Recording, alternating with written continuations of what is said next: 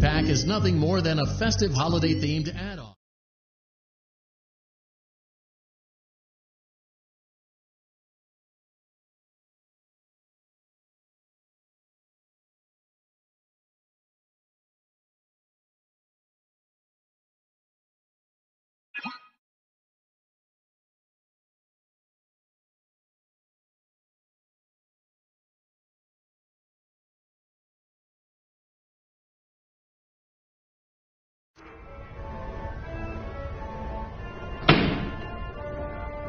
Welcome aboard Captain Foxy's Pirate Adventure!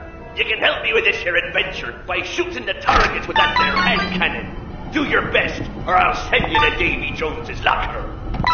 For your safety, keep your hands inside the ride at all times, or you'll end up like me.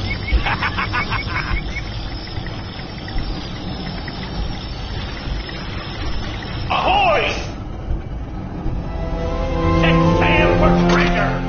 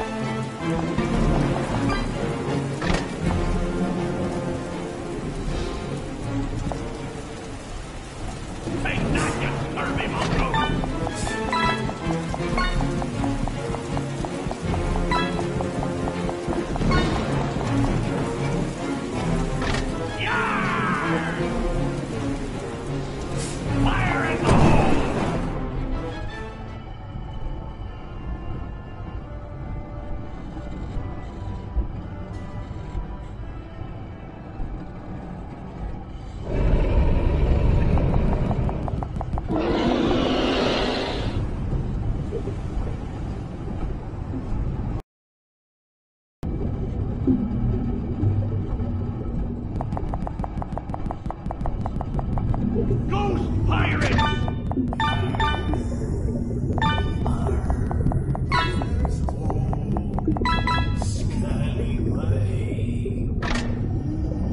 Shiver me timber. The real treasure was friendship all along. Happy birthday!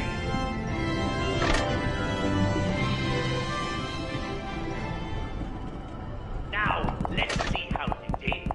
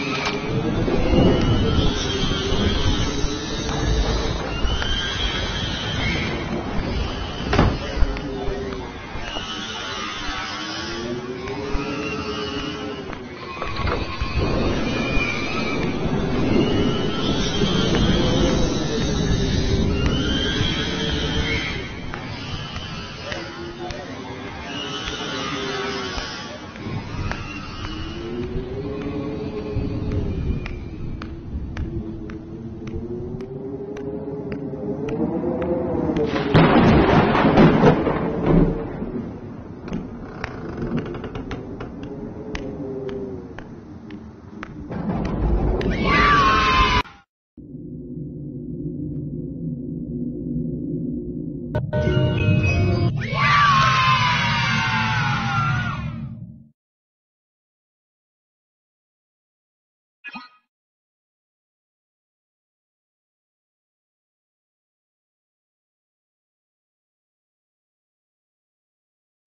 to the Fazbear Entertainment Fulfillment Center.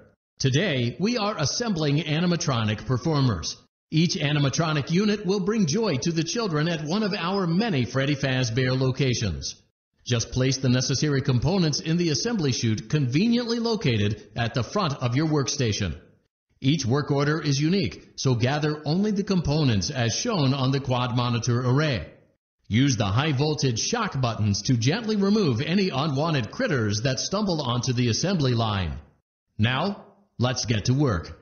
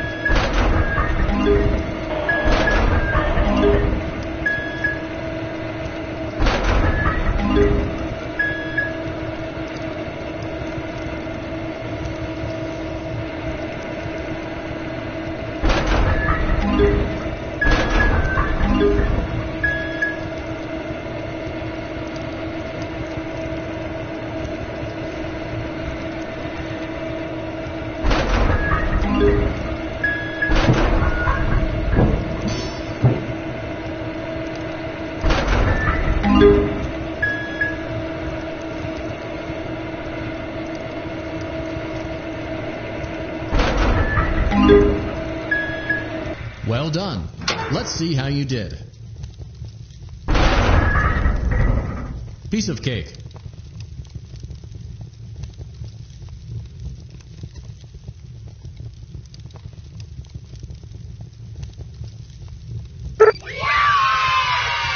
Animatronic engineer.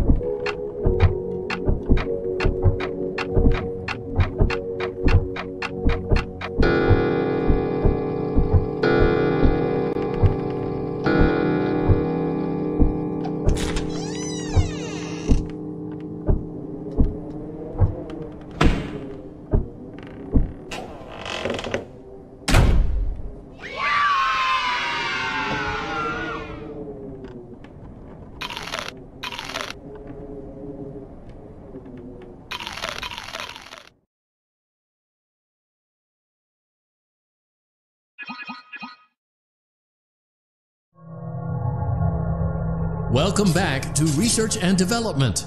Today, we are using science to pervert the mysteries of life and reanimate the inanimate. To begin, it is customary for the creator to give a melodramatic speech. Go on, I'll wait. All done? Good job. Now let's wake our little experiment with a controlled shot. Turn the crank to lower the platform, then throw the switch.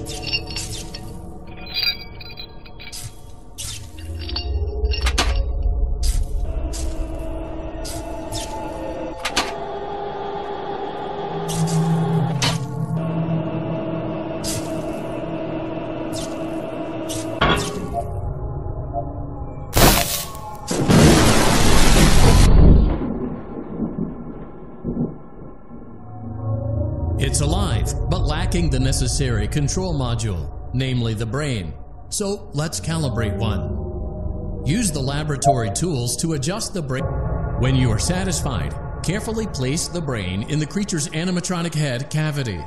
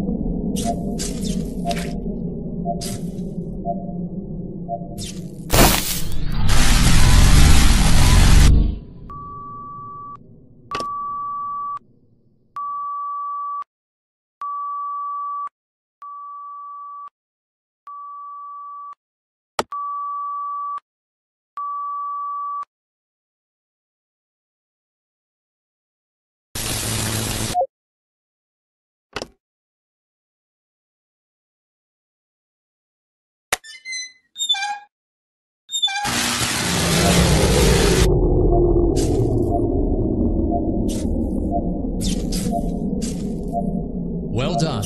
It's time to introduce the creature to the kids for focus testing and troubleshooting.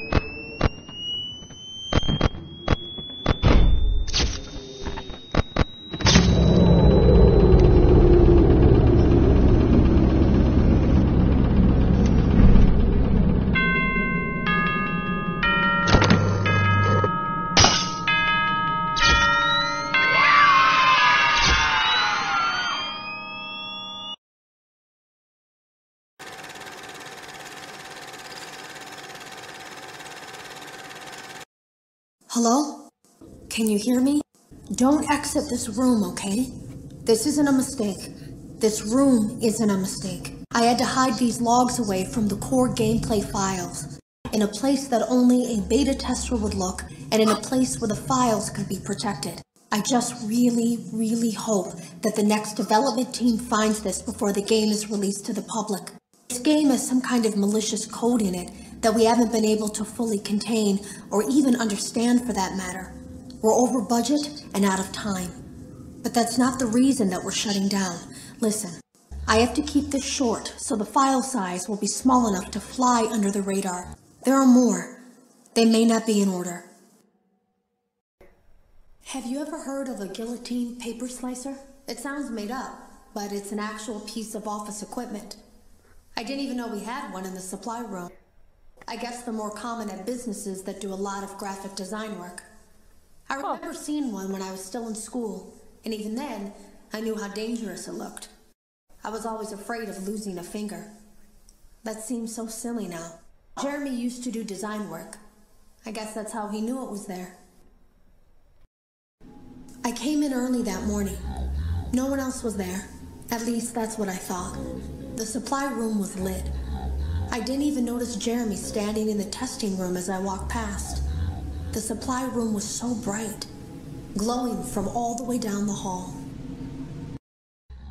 There was something that looked like a Halloween mask laying on the floor. I didn't understand. Ink must have spilled. It was only then that I heard a shuffle from the testing room and realized Jeremy must be there. I went back and peered in the window. I couldn't see his face. He had the visor covering his head. He had ink spilled on himself as well. The front of his shirt looked black in the dark room. He turned his head in my direction, but I don't think he knew I was there. The drawers have been emptied out. Someone was here. I don't think it was spring cleaning either. No, there was plastic on the floor. Someone was definitely here during the night. It had to have been the client. I mean, they sent us that stuff in the first place with no explanation, told us to scan it, said it would expedite the process so we wouldn't need to program any pathfinding ourselves. It was a budget thing, I guess. It was just junk. Circuit boards and things like that. Looked pretty old. Somehow, though, there was usable code on some of it. It seemed to take hold by itself. Things started changing. But then, he started appearing. At least that's what Jeremy said. Jeremy complained of nightmares when he came in this morning. He wasn't talking about it like someone telling a friend about his dreams, though. He was pale. Looked like he hadn't eaten in days. He spent an hour talking in Dale's office, but it didn't look like he was given much sympathy. When he came out, he went directly back to the testing room. He doesn't even jump anymore. Nothing scares him. He just stands there like he's talking to someone. Sometimes he rocks from side to side. We were told to leave him alone. I knew I was in line to do the testing next. They'd been prepping me for it. I guess they knew that Jeremy would need to be replaced soon. You can always tell when a company is getting ready to fire someone. They start giving out written warnings for silly things, making sure to build a paper trail and make a case for a firing. Things that normally no one would care about suddenly become grave offenses, all worthy of being written and documented. I guess it works two ways, because it also encourages a person to quit rather than be scrutinized so heavily. I think Jeremy was too far gone to consider that option, though. The thing about it is that I don't think they were going to fire him because of anything he was doing wrong. They just knew he'd seen something. They needed to discredit him. I heard a pretty heated conversation this morning between Dale, our manager, and someone else on the line. It really feels like this project is in trouble, in no small part because of the lawsuit, I'm sure. There has to be a lawsuit. There's no way there isn't. It happened in this building just a few doors down from me. I think it's made worse by the fact that Jeremy tried to tell us something was wrong. We all just saw it as a challenge to find what the problem was and fix it. Who could have known that? They lied to us. They lied to all of us. They told us that the whole point of this VR game was to undo the bad PR done by a rogue indie game developer who supposedly made up a bunch of crazy stories that tarnished the brand. But that's not true at all. In their haste to develop this VR game and clear their name, they sent us some things I don't think they intended us to see, such as a hard drive containing emails between FNaF Entertainment and a certain indie developer. FNaF Entertainment hired the game developer. Those indie games were designed to conceal and make light of what happened. This isn't just an attempt to rebrand. It's an elaborate cover-up, a campaign to discredit everything. I was told I had 3 days to finish Jeremy's work, but I know it's just passing the time. They don't really expect me to do anything. It's just to keep up appearances until the buyout is complete. We have to look like we have things under control. There's another potential development studio that wants to pick up from here, but who knows what kind of lies they're being fed to convince them to do it. Against my better judgment, I'm going to do my best to see what's here, make notes of it, and try to isolate where this thing is hiding. At least then, the next person that tests this will have a chance of getting rid of it. I saw it for the first time today. There was a character I couldn't make out who it was, standing at the end of the hall. I thought it was just bugged out, so I made a note of it and kept playing. But then it was looking in the window, and not like Chica or Bonnie would. It was actually looking in the window, seeing what I was doing. Today was my last day of beta testing, and the anomaly that I've been seeing is nowhere to be found. But after inspecting some of the files, it seems that it's attached itself to these logs. My logs. That can't be an accident. So now I have to make a choice.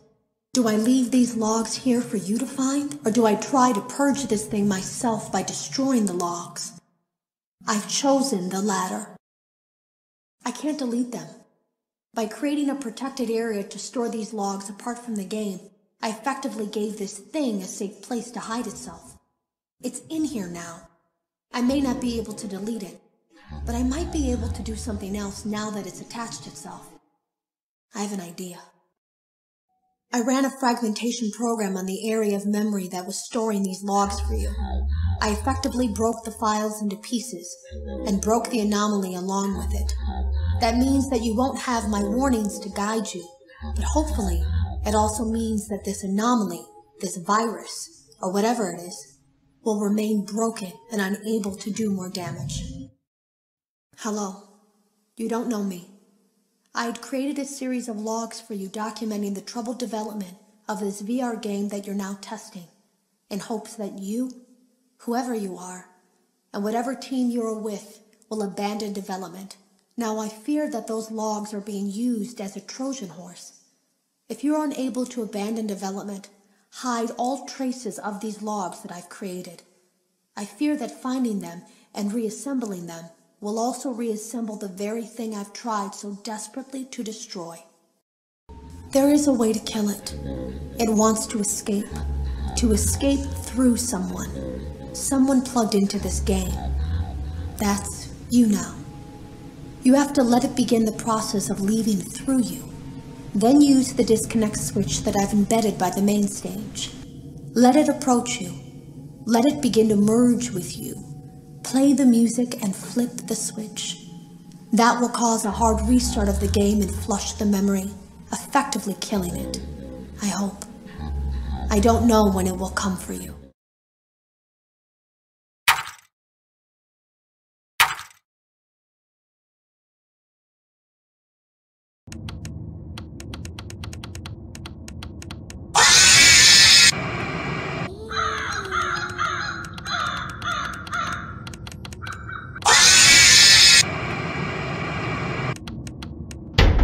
Trick or treat.